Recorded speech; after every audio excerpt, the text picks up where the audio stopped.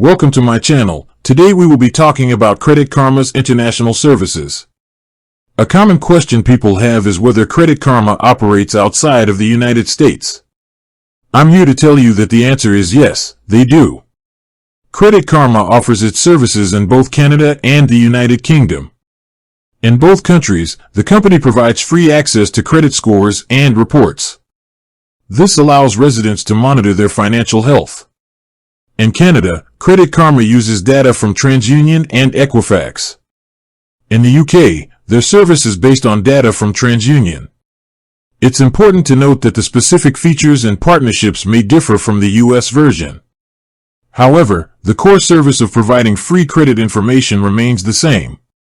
So, if you are in Canada or the UK and want to track your credit score for free, Credit Karma is an option available to you.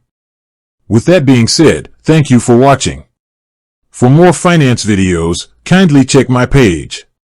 Please like, share, comment and subscribe to my channel. Thank you.